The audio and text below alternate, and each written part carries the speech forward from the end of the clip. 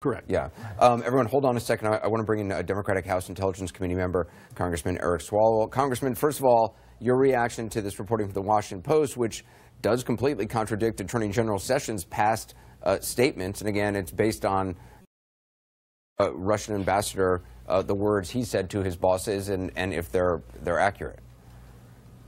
Good evening, Anderson.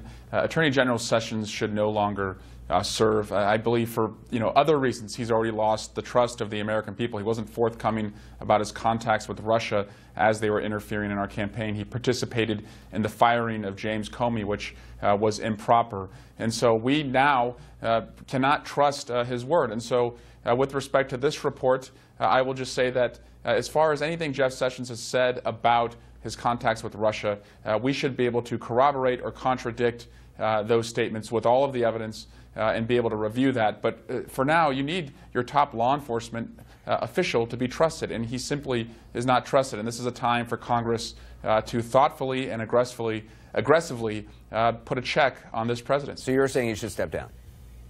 Yes.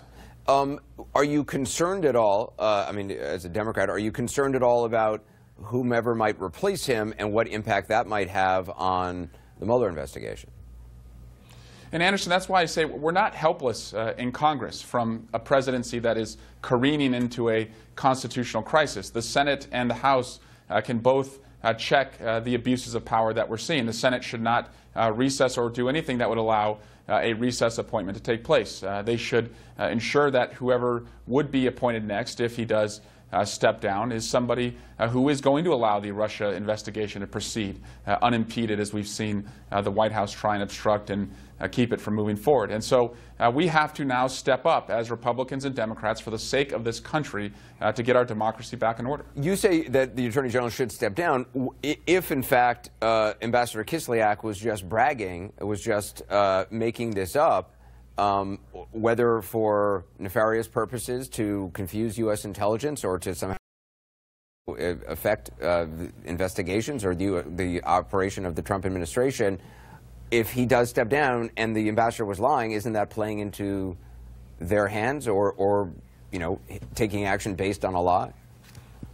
Yeah, and Anderson, I'm not even speaking with respect to the report today in the Washington Post. I can't comment on that one way or the other. What I am saying is he's already been found to not be fully forthcoming with the American people about his contacts with Russia while they were meddling in our elections. He participated in the firing of Comey, which again I think was improper considering that he had told the American people he had recused himself, and now you see that he doesn't have the confidence of the president. For all of those reasons, so that the Justice Department can function without this chaos, I don't think he should any longer be the Attorney General. I actually think Congress should step up and make sure that whoever is there next can lead it in a way that it can conduct the Russia investigation and the other business that we need the Justice Department to do. Congressman, it's kind of weird. In March he said very point blank, very strongly, I had no contact with Russians during the campaign, about the campaign, and then he amends that to I had no contact with Russians about any interference in any election or campaign.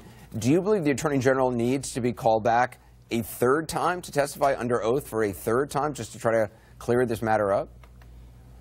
Yes, Anderson. I also serve on the House Judiciary Committee. I think he should come before our committee. We should be able to have access to all of the evidence so that we can, again, confront him with it to see just what is the truth. But also, Anderson, this is the pattern that we've seen in this investigation, which has put more into focus the ties that the Trump team has had, which is they deny ever having contacts with Russia. Only when confronted, and oftentimes because of dogged media reporting, did they acknowledge it. And now we've gotten to the point where the president is essentially saying, so what?